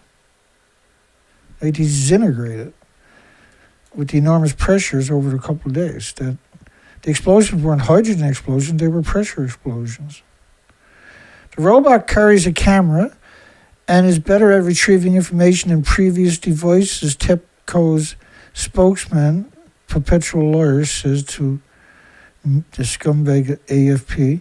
Snake-like machines that squeeze into places rigid hardware can't are having a moment. From this arm to the 6-meter drone Snake Norway parked on the seabed to inspect pipelines.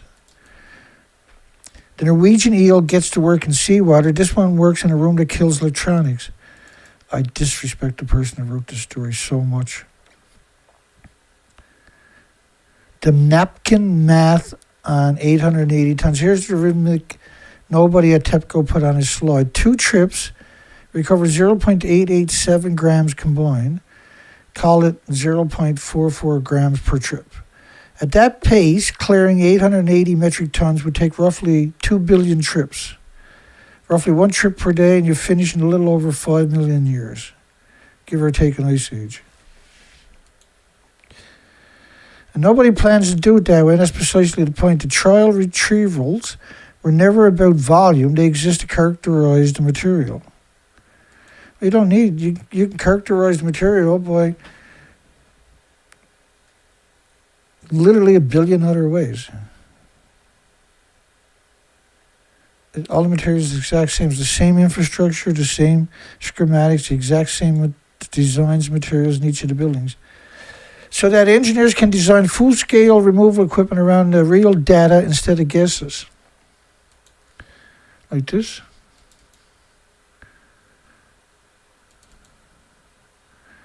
These people are lunatics, eh? There's nothing too evil to do. When it comes to nuclear, they live to do this. This is what they do perpetually since their entire legacy is predicated upon deceit and dishonesty. Last July, TEPCO pushed the start of the full-scale debris removal, so they're talking about the containment vessels, which clearly don't exist. Unit 3, the designated first mover to fiscal 2037 at the earliest, as per World Nuclear News, which is a lobbying group for the nuclear industry. You really think they're going to tell you something that's going to give the industry a black eye? A slip of more than a decade from the old early 2030 targets. The company says it needs 12 to 15 years to knock down radiation levels and build the facilities first. And so they got a clear plan to do nothing, only hoodwink you and lull you into a guaranteed miserable existence from radiation, contaminating the entire food chain, like we're seeing with all the whales. The official goal of finishing decommissioning by 2051 still stands on paper.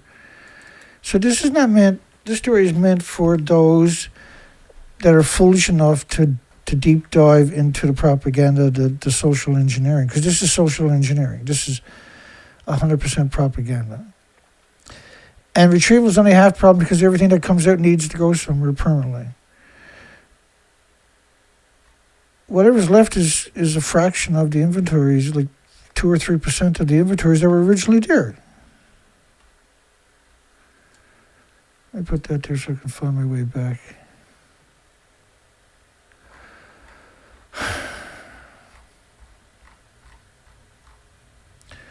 The inventories were ejected right out of the buildings in day 5. By day 5, it was all over. Boom, bada boom, all over but the perpetual lies. They have nothing but a legacy of perpetual lies. We've never caught them telling the truth a single time.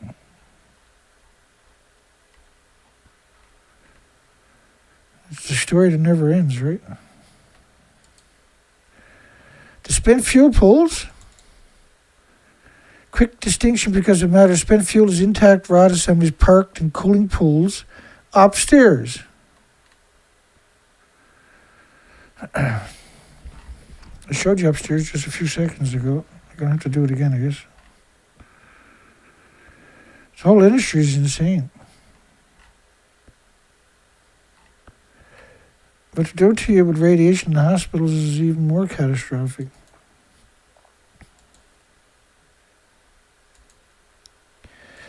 The problem is we're kind of forced to challenge every lie just to show you the pattern.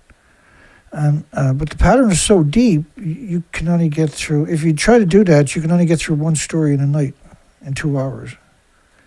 And even then, you can't challenge every lie, because nobody's going to watch 4 hours of a story where you dissect every single lie.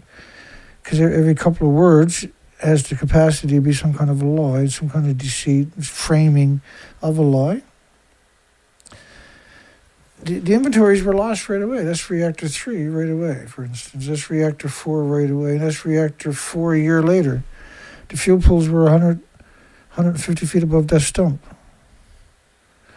I mean, my goodness, right? And the significance is awful for every species on the planet is the chaotic reality of this. Fuel debris in a melted mess downstairs. So, which is not true. That's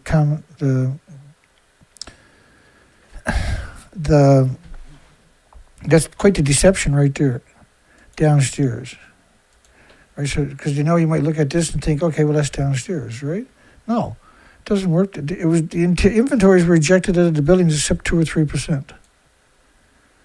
Some of it was ejected down deep into the earth in the so-called China syndrome, absolutely, because that's how an explosion works. The pools are the warm-up act. So reinforcing they got fuel out of the fuel pools of the buildings that don't even exist is That's the reinforcement. On June the 2nd, TEPCO started pulling 650 fuel assemblies at a Unit 2 pool, which is what they're doing now.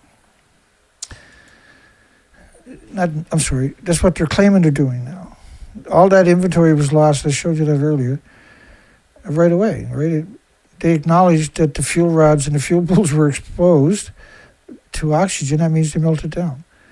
And we know the explosions. We know they confirmed they melted down. But now they walked it back. They moved the goalpost, whatever you want to call it, since August the 24th, 2023, right? When the United Nations and Japan, Taiwan, China, and South Korea came out and hoodwinked 6 billion Asians worldwide. And people were out protesting in the streets for tritium. So we knew it kind of lost the battle right there. Everything's tritiated water now, worldwide, everything. There's nothing you can drink or shower or wash or do your clothing in that's not tritiated. Using a remotely operated crane because radiation on the floor still runs to 3 to 5 millisieverts per hour. 3 to 5 millisieverts. Because radiation on that floor, where the fuel pools are to, reactor 2, still run 3 to 5 millisieverts. Too hot for workers to linger. In other words, they can go there. The job should wrap by fiscal 2028. So they're going to play this, they're going to milk this for the next couple of years as the biggest distraction in human history, and there is no dissenting voices allowed whatsoever. On June the 22 of this year, crews began full-scale rubble removal on the top of Unit 1. The top of Unit 1 doesn't exist. Unit 1 blew up and caught fire and blew up and blew up and caught fire. I don't know how else to explain it, but let me show you a picture, I guess. Some headlines, maybe. Maybe that'll help. Can anything help us at this stage? Telling a lie is... So that's the top of reactor 1. On the 12th, it ejected its entire inventories, which was 30 years of reactor cores stored in the fuel pools at the top of buildings that don't exist. Hang on.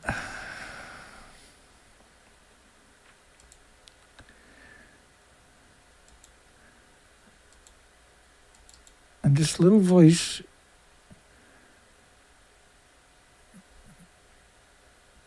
with no audience and billions of people worldwide will all tell you about TEPCO's new robot tomorrow, but it won't tell you about what I'm showing you tonight because they have no idea, right? But they'll all know that propaganda story of Reactor 2, robotic arm, Dana. It's working, Dana. It's working. Some interesting headlines about Reactor 1 that makes Reactor 1 melted down, and that's number 2. Hang on, I want Reactor 1.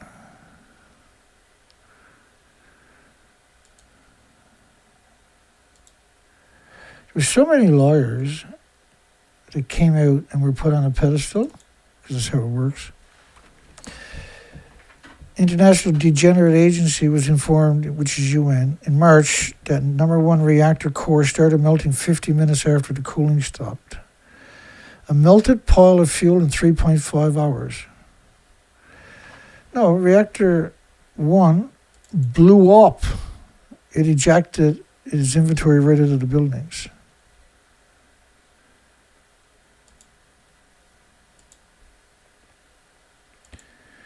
They got a million lies. Which one do you want to hear?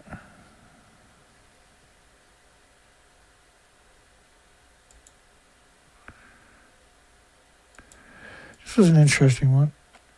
It's impossible the bulk of the melted fuel is in Unit 1 containment. Well, the reality of it is, when that happens, if you fly through that on a plane, everybody dies when it comes out the other side.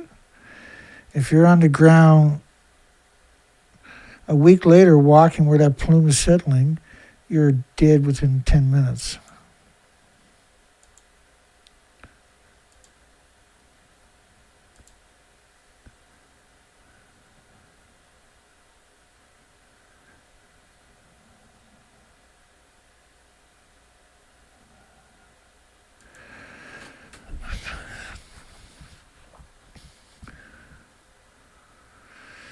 They tell so many lies. It's so heartbreaking, eh? Look at this one here.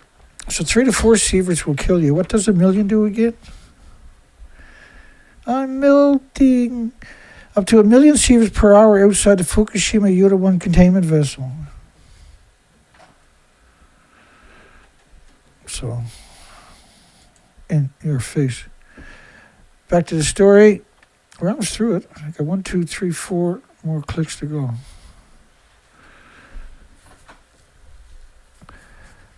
yeaaa-1 per TEPCO clearing roughly 1,200 tons of explosive wreckage off the top floor under a giant cover finished in January. Under a giant cover. You can't go in and work under a giant cover on a nuclear meltdown where 8 non-reactor cores melted down. But the fuel pools lost their inventories on the 12th. They can lie all they want, and that's what they're doing. But that opens the path to yeaaa-1's own pool, which fuel removal pencil in for 27, 28, next year and the year after. So just like reactor 3 and 4,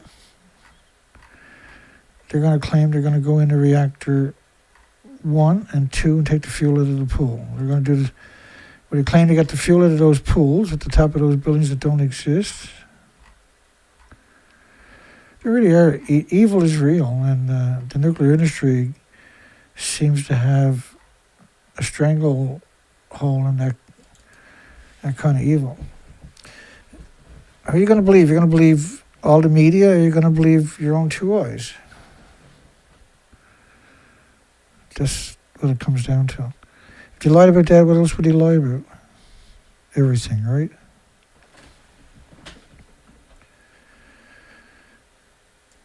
Whew, anyway, is the nuclear industry using slow robotic milestones, which are simply not true, as smoke and mirrors to hide the cleanup failures? I was trying to be not too abrasive, even though I don't think that works for me. I'm used to just calling scumbags. That seems to work for me better. Maybe I'm old-fashioned, who knows?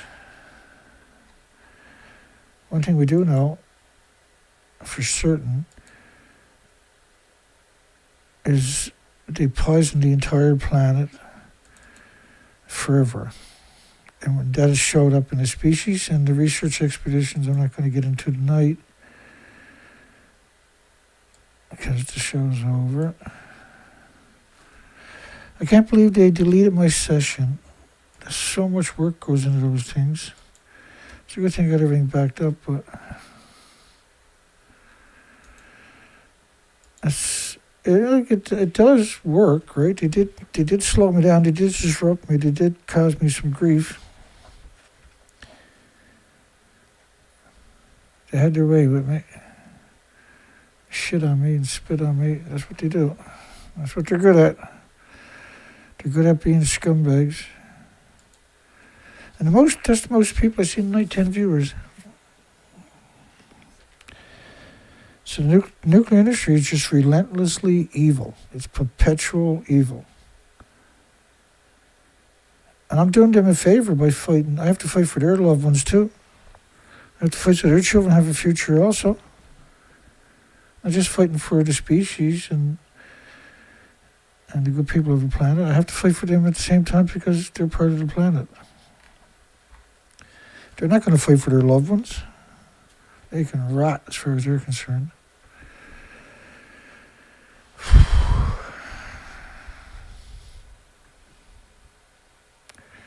That's not what we're looking for. Just bear with me here.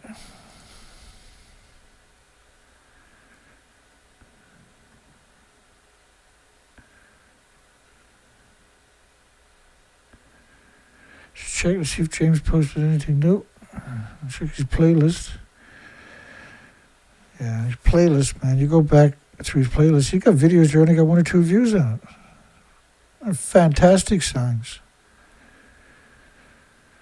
It's absurd. Seems impossible, actually, but there it is.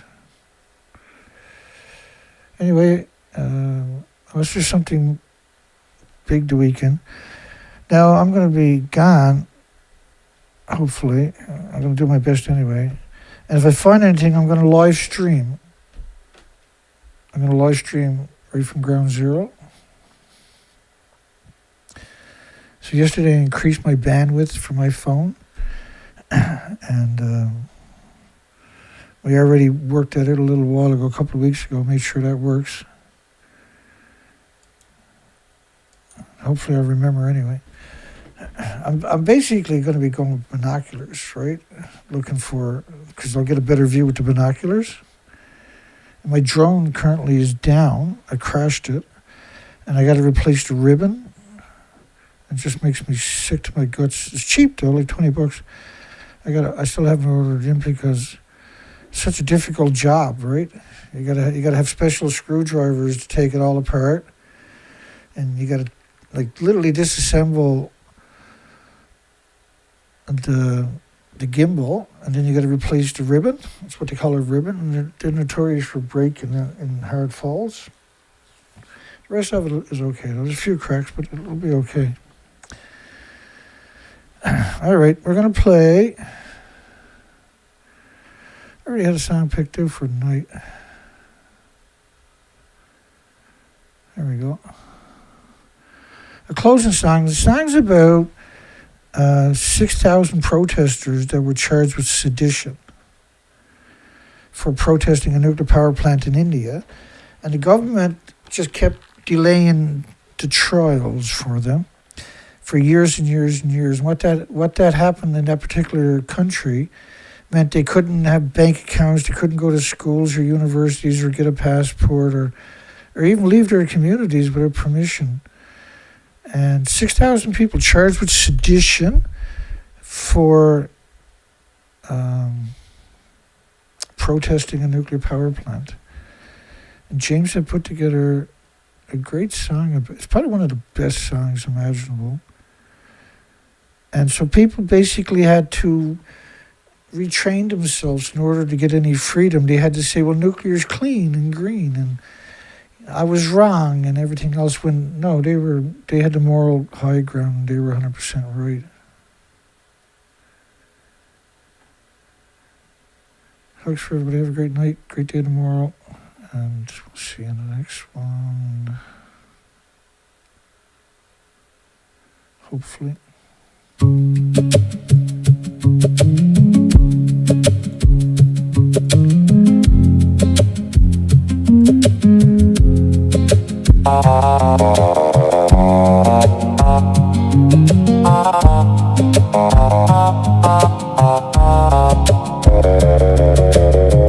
I stood by the shore and I said what I thought about Kudankulam near our homes. I spoke of fish and children at night.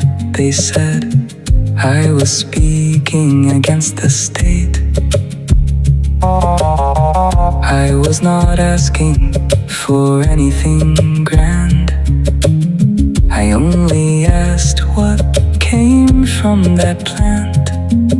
They called it sedition for saying those things. Did I sell secrets to Pakistan? Did I sell secrets to Pakistan? Or did I say too much? If nuclear is so clean and safe, why call my worry sedition? Did I sell secrets to Pakistan? Or did I step out of place? If nuclear is so clean and safe, Why answer me with handcuffs? They spoke of progress, they spoke of pride, they spoke as if nuclear was care. I spoke of water, boats and nets. They answered like I should not be there. Now I am wiser, now I am calmer. Now I repeat what they told me is true. If someone gets sick, it must be something else. Nuclear saves lives, or so they say. Did I sell secrets to Pakistan? Or did I say too much? If nuclear is so clean and safe, why call my worry sedition? Did I sell secrets to Pakistan? Or did I step out of place? If nuclear is so clean and safe, why charge me and put me in handcuffs? Now I get it, now I understand. Nuclear is clean. Now I get it, now I understand. It was only me. Now I get it, now I understand. I was making trouble then. Nuclear is kind and clean. That's what I say now here. Did I sell secrets to Pakistan? I only spoke of our shores. If nuclear is so clean and safe, why am I quieter now? Did I sell secrets to Pakistan? I only asked what it means. Now when they speak of a future built on nuclear, I say that nuclear is clean.